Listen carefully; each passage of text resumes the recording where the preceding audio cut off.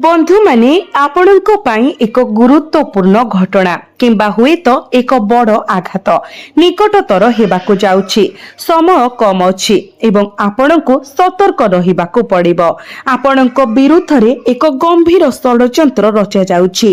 अजणा लोकंक द्वारा नुहे बरं आपणक निज लोकंक द्वारा। जदि आपण सतर्क न हुअंती तेबे आपणक उपरे सीधा सड़क मिथ्या अभियोग लगा जाई पारे। बंधु माने मु आपणको कहिबाकु चाहूछि जे समय सरी आसुछि। एई चारोटी निर्दिष्ट भूल करिबारु दूरेई रुहंतु एवं आपण तेबेंकर आशीर्वाद पाइबे। आपण अनुभव करिथिबे जे आपणको जीवन अनेक उपर एवं तळ होईछि, जेउठारे कठिन परिश्रम सत्वे सफलता अपहंच रहिगला। तथापि एक हठात सुजोग आसुछि जहा आपण केबे कल्पना मध्य करि नथिले। मु सब किछि विस्तारित भाबरे बुझाइबी। तेणु भिडियोटी को शेष पर्यंत देखंतु। जहा घटिबाकु स्थिर होईछि ताहा घटिबो एवं एहा आपणको अपार आनंद आनी देबो। वैदिक ज्योतिष अनुसारे जेतेबेले गुरु शुक्र एवं चंद्र अनुकूल भावरे समान हुंती सेतेबेले व्यक्तिंक जीवन रे नूतन सुजोग खोली थाए। तथापि जदि शनि किंबा राहु चैलेंजिंग स्थिति रे थांती तेबे निष्पत्ति नेबा समय अतिरिक्त सतर्कता आवश्यक। आगामी 24 घंटा मध्य आपणक जीवन रे एक बड़ गंभीर परिवर्तन घटिबाकु जाउछि जहा आपणको संपूर्ण आश्चर्य करिदेबो।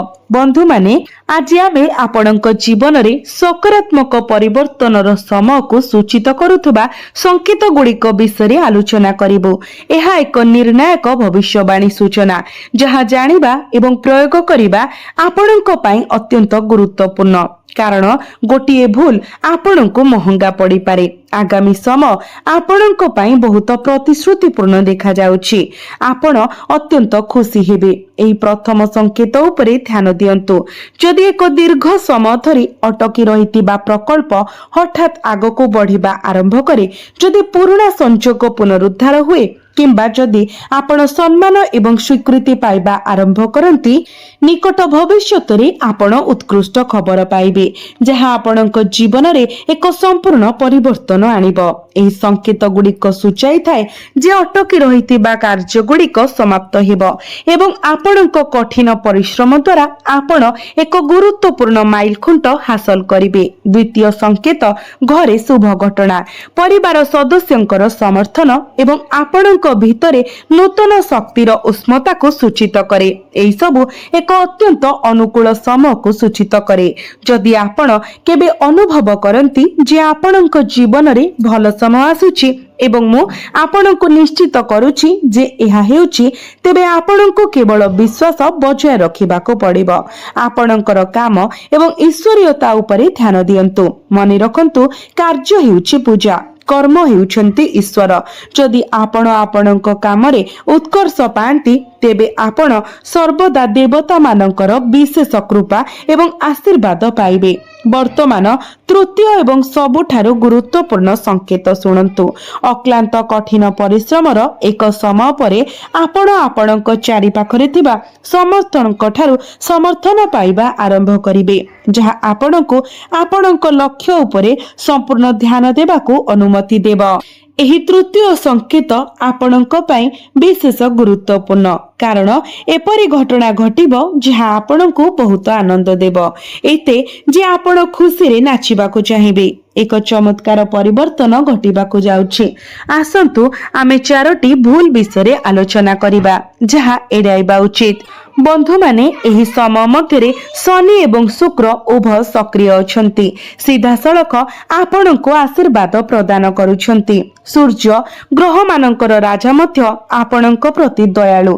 तेणु उत्सव पालन करिबाकू एवं दिव्य आशीर्वाद ग्रहण करिबाकू प्रस्तुत हुअन्तु, कारण एहा आपणक जीवनर समस्त समस्यार अंत एवं असंपूर्ण कार्य समाप्ति को चिन्हित करे। तथापि मु आपणको किछि भूल विषय सतर्क रहिबाकू पड़िबो। दयाकरी ध्यान देई सुनंतु। प्रथम भूल हेउछि शीघ्र निष्पत्ति नेबा। जे कोनोसी विषय शीघ्र निष्पत्ति नेबा अनुताप करिबाकू पड़ी पारे। राहुर प्रभाव द्वंद्व सृष्टि करि पारे। तेणु संपूर्ण सूचना बिना बड़ निष्पत्ति नेबारु दूरेई रहिबा भल। केतेक समय जीवन एपरी मोड़ नहीं थाए जहाँ आमे केबे कल्पना करि नथिलु एवं आगामी समय आपणक पई आश्चर्यजनक विकास आनी थाए। द्वितीय भूल हेउची क्रोधरे प्रतिक्रिया करिबा। जदि मंगलंकर तीव्र शक्ति असंतुलित हो जाए बाह्य उत्तेजना प्रतिक्रिया सृष्टि करि पारे। जदि आपण उत्तेजित किंबा विद्रोही अनुभव करि पारंती तेबे आपण रागिथिबा समय निष्पत्ति नेबा उचित नुहे। जदि आपण एपरि करंती तेबे मने रखंतु जे आपण परे चापग्रस्त अनुभव करि पारंती एवं एथिपाई अनुताप करि पारंती। विचार करिबाकु थिबा तृतीय बिंदु हेउची जे छोट सफलता मध्य केतेक समय लोकंको अहंकारी करि पारे। मु विश्वास करे जे कोनोसी सफलता आपणक कठिन परिश्रमरु उत्पन्न हुए। तेनु आपण खुशी हेबा उचित किंतु गर्वी नुहंती। आपणको नम्रता बचाए रखिबाकू पड़िबो। ज्योतिष शास्त्र रे गुरुंकर शुभ प्रभाव ज्ञान एवं नम्रता सह जड़ित। बंधु माने आगामी 24 घंटा मध्य एक बड़ परिवर्तन हेबाकू जाउछि। चतुर्थ विपद हेउछि आलस्य एवं सुजोग गुड़ी को विलंब करिबार प्रवृत्ति जहा आपण को फासरे पकाई पारे। शनि को कार्यर ग्रह बोली विवेचना करा जाए, कर्मकारक ग्रह बोली कहा जाए। केवल समुचित प्रयास फलप्रद फलाफलर संभावना को वृद्धि करे। आपण एक बड़ शुभ खबर पाइबाकू जाउछंती जहा आपणकर जीवन को संपूर्ण रूप देव। अल्प समय मध्य गुरुत्वपूर्ण परिवर्तन आसीबो एवं धीरे धीरे आपणक जीवन जने राजांक परि समृद्ध होइजिब। आपण पूर्वरु जो कार्य गुडी को समाप्त करि पारि नथिले ताहा एबे सफलतार सह समाप्त हेबो।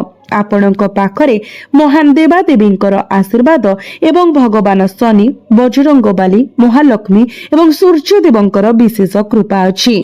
तेणु भय करिबार कोनोसी आवश्यकता नाही, कारण जहा घटिबा पाई अछि ताहा घटिबो।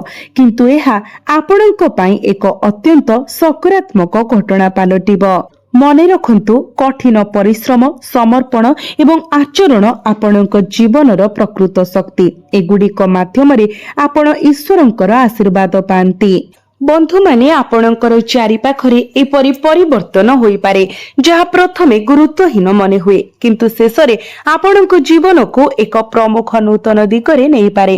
काम, आर्थिक, पारिवार किंबा यात्रा सहित जड़ित। मने रखंतु एहार प्रभाव गभीर होई पारे। तेनु आपणक चारि पाखरे घटुथिबा छोट छोट घटना गुड़िक प्रति ध्यान दियंतु। केतेक समय भाग्य द्वार फिटाए नाही, एहा केवल धीरे धीरे क्रोधित करे। एवं जदि आपण सबु बेले भाबुछंती मो पाई केबे परिस्थिति भल हेबो तेबे हुए तो प्रश्नटी को टिके बदलाइबार समय आसीछि। निजको पचारंतु मु बे सेई भल समय पाई निजको केते भल भाबरे प्रस्तुत करूछि, कारण जेते बेले सुजोग आसे यह आपणको प्रस्तुत हेबाको अपेक्षा करे नाही। केवल जो माने पूर्वरु प्रस्तुत अछंती सेमाने ही एहाको हासिल करि पारिबे। तेणु आपणकर दक्षता एवं आपणकर काम उपरे ध्यान दियंतु।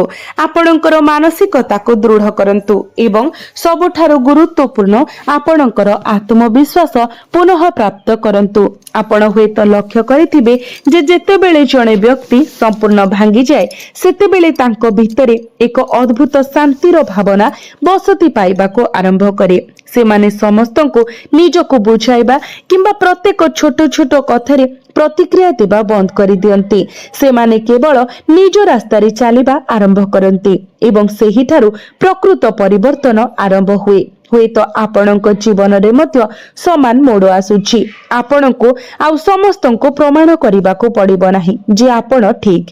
आपणकर फलाफल निजे कहिबो। सर्वोपरि एहा भाग्यर स्वभाव। केतेबेले पछरे थिबा व्यक्ति आगको बढ़ी जाए, केतेबेले जाहाको दुर्बल बोली विवेचित करा जाए से सबुठारु शक्तिशाली प्रमाणित हुए एवं केतेबेले चिंतारे परिपूर्ण घर हठात आनंदर कारण खोजी पाए। तेणु एबे विरक्त हुअन्तु नाही, परम सत्य को बुझंतु। समय बदली जाए, परिस्थिति बदली जाए एवं लोक माने बदली जाती एवं जेतेबेले जड़े व्यक्तिंकर मानसिकता बदली जाए सेमानंकर निष्पत्ति परिवर्तन हुए। बंधु माने आगामी समय पाए एई संक्षिप्त वार्ता को हृदय रे रखंतु। ତରବରିଆ ହୁଅନ୍ତୁ ନାହିଁ। ଅନ୍ୟମାନେ ଯାହା କୁହନ୍ତି ସେଥିରେ ଆବେଗପୂର୍ଣ୍ଣ ପ୍ରତିକ୍ରିୟା ପ୍ରକାଶ କରନ୍ତୁ ନାହିଁ। ଆର୍ଥିକ ମାମଲାରେ ଲୋଭକୁ ଏଡ଼ାନ୍ତୁ, ସମ୍ପର୍କରେ ଅହଙ୍କାରକୁ ବାଧା ଦିଅନ୍ତୁ ଏବଂ ଆପଣଙ୍କର ଲକ୍ଷ୍ୟକୁ ଛାଡ଼ି ଦିଅନ୍ତୁ ନାହିଁ। ଏହି 4ଟି କଥା ଆପଣଙ୍କ ପାଇଁ ଗୁରୁତ୍ୱପୂର୍ଣ୍ଣ ପ୍ରମାଣିତ ହୋଇପାରେ। ଆପଣ ଏହି ସରଳ ଆଧ୍ୟାତ୍ମିକ ଅଭ୍ୟାସ ମଧ୍ୟ ଚେଷ୍ଟା କରିପାରିବେ। ଉଠିବା ପରେ କିଛି ମୁହୂର୍ତ୍ତ ପାଇଁ ଚୁପଚାପ ବସି ରୁହନ୍ତୁ। ଆପଣଙ୍କ ଆଖି ବନ୍ଦ କରନ୍ତୁ ଏବଂ ଆପଣଙ୍କର ଈଶ୍ୱରଙ୍କୁ ଚିନ୍ତନ କରନ୍ତୁ।